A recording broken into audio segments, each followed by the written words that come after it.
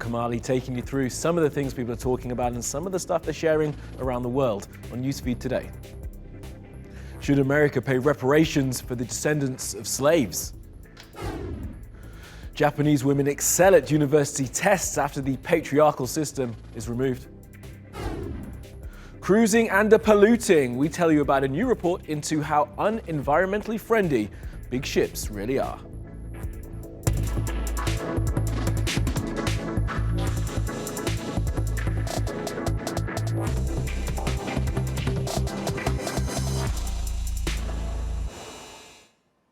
And top of our newsfeed, reparations. Should the United States of America reimburse the descendants of slaves on whose back the country was built? That's the challenging question occupying the minds of many right now after what may have been a historic moment in Congress. It's a question that exposes the deceit at the heart of the American dream, a country which extols its virtues as life, liberty, and the pursuit of happiness, murdered and enslaved hundreds of millions of people in pursuit of that dream. And when the mass murders and mass enslavement finally ended, it cultivated a legal, insidious way of keeping black and brown people poor and disenfranchised, a status quo that exists to this very day. So is the America of Donald Trump ready to talk about making amends for its ancestors? It is impossible to imagine America without the inheritance of slavery. Juneteenth, the 19th of June, 1865. It's the day that the last US state, Texas, finally freed its slaves. Every year, Juneteenth, Independence Day, or Freedom Day commemorates America's dark past. A past based on the bondage of people because of the color of their skin. The greatest damage that enslavement did, besides the economic damage, besides the normalization of torture, of rape, besides the normalization of treating people as though they are things, is the institution in the American mind that black people are necessarily inferior. In 1865, when black people were emancipated, that belief did not magically dissipate. In 2019, Juneteenth has reignited the debate on reparations. There's long been a call in America for the people who built the nation, African Americans, to be repaid the debt that white America owes them. As expected, the idea is massively controversial and potentially massively expensive. One estimate goes like this.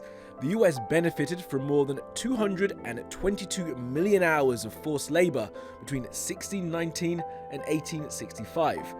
At the current minimum wage, that's $97 trillion. Others have a lower estimate of $5.9 trillion, again based on the value that slaves represented to their owners and for the unpaid work that they did. For context, the US budget for 2018 is $4 trillion. But reparations of $97 trillion is not what people who support the idea are looking for. I think the proper thing to do is for this body to convene a committee and convene a discussion to study exactly what the damage was and what potential remedy might be offered, and also to convene conversations around the country. Just attendant to that, I also would like to say there's been a lot of, shall we say, shade throwing on the notion of cutting checks. I just want to say, in the spirit of openness, in the spirit of actual study, I don't think we should necessarily rule out cutting checks. There are people who deserve checks. That's Ta-Nehisi Coates, whose article, The Case for Reparations, written in 2014, forms much of the basis of the current debate. And it is a debate. There is disagreement between some in the black community. Coleman Hughes, another American writer, also gave evidence. Reparations, by definition, are only given to victims. So the moment you give me reparations, you've made me into a victim without my consent. As did a former NFL player and current Fox News contributor, Burgess Owens. It's about policies, guys. It's not about 200 years ago. By the way, high minimum wage is as good as it sounds. It keeps our young people out of work. And open borders hurts our race, period.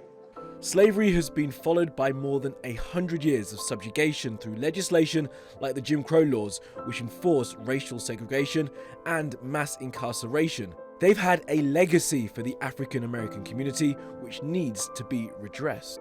This congressional hearing is about a bill called H.R. 40. If passed, it would establish a commission to study the need for reparations and develop proposed compensation for African Americans. And this Juneteenth, many Democratic presidential hopefuls are backing calls for discussions at least. If a commission is established, it would be proof that America is finally able to talk openly about race. And to quote the American Civil Liberties Union, now is the time.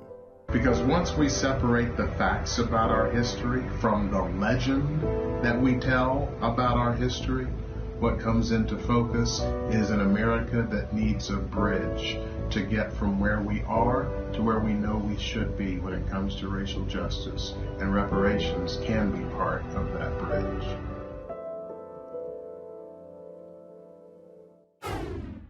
And what did the current President of America do to mark Juneteenth and the discussion of reparations? Well, if his Twitter is anything to go by, which we know it is, zero, diddly, squat, nada, not a thing. Well, here's a look at some of the other stuff we saw today.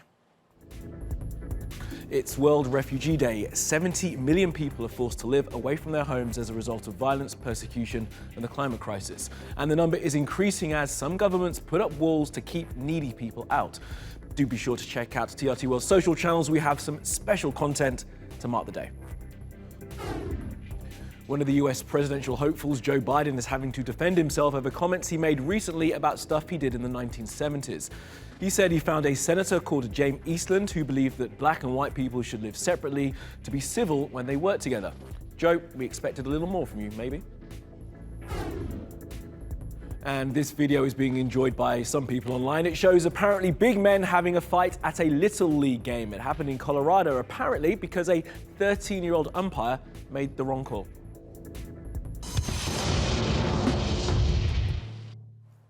And to Japan now for a story that reveals how patriarchy is at work in all sorts of places and how, when the playing field is level, as in this next example, women are just better than men.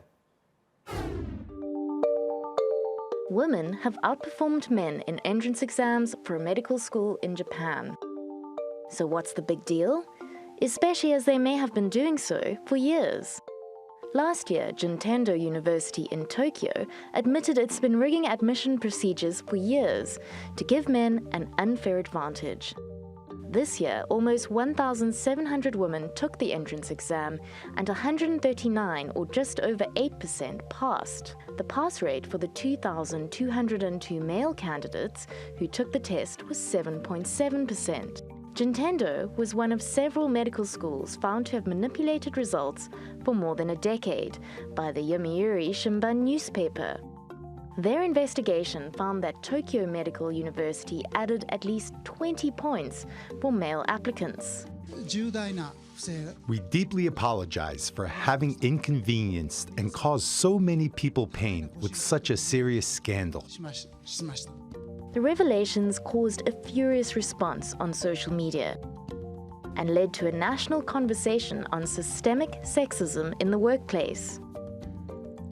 Just over 21% of doctors in Japan are women, which is less than half the global average of almost 45%, a statistic that could be remedied by these undoctored entrance exams.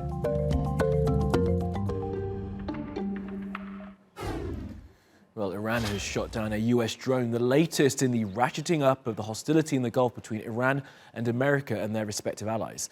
The US and the UK and others blame Iran for bombing 2 tankers last week. Iran says it didn't do it. And all of this is feeling very, very familiar to anyone with a knowledge of America's history of creating situations just so it can go to war with nation states.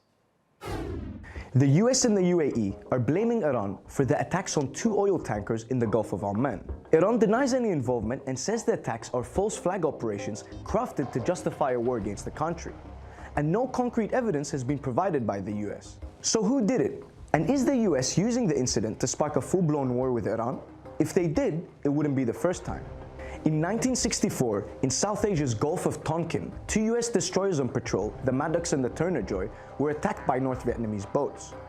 President Lyndon Johnson was at first hesitant to retaliate, fearing a Russian and Chinese response, but soon used the incident to pass the Gulf of Tonkin resolution, which sailed through both houses of the US Congress by a vote of 504 to 2. The resolution effectively launched America's full-scale involvement in the Vietnam War.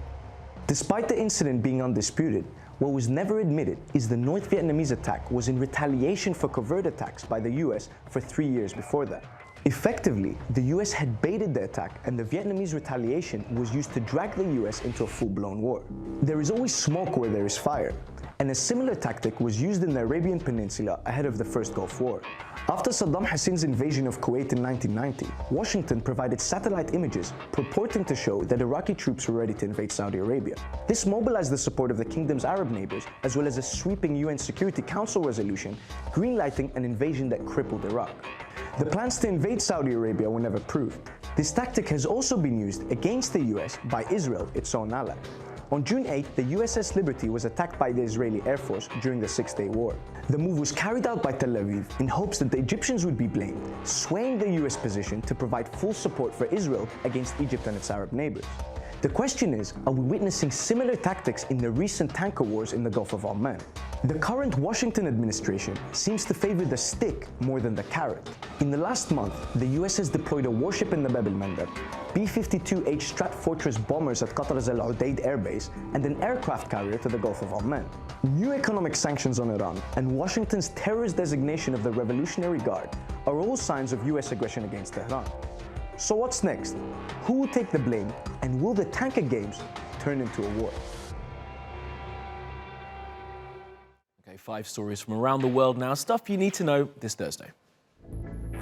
Hashtag don't be evil. That used to be the Google motto, but it was quietly removed a few years ago. That's evident in the latest developments at the search engine giant. The board has thrown out 13 proposals that could have addressed the sexual harassment, lack of diversity, and other seemingly endemic issues at the company. As the board voted against the suggestions, workers protested outside. And a Google company, YouTube, is under pressure. It's reportedly considering putting all children's content onto YouTube Kids and turning off the auto-roll function. The proposals come after months of terrible headlines which show how the site was hosting material by pedophiles and videos ostensibly for young people which had weird, violent messaging in them. They're also being investigated by the Federal Trade Commission and can expect a fat fine and suggestions for regulation.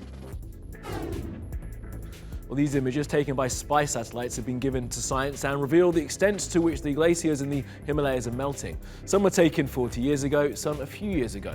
The scientists who have been studying them say the reason the glaciers are melting is the climate crisis. The Earth is warming at an alarming rate, even faster than scientists predicted. And here's the proof. And 2 beluga whales called Little Grey and Little White have been flown from China to Iceland. The 2 mammals are trained to perform for the pleasure of people. They will now live out the rest of their days without performing in a sanctuary. And cruise liners have become a target for environmentalists after a new report revealed just how polluting the industry is. Take a look at this.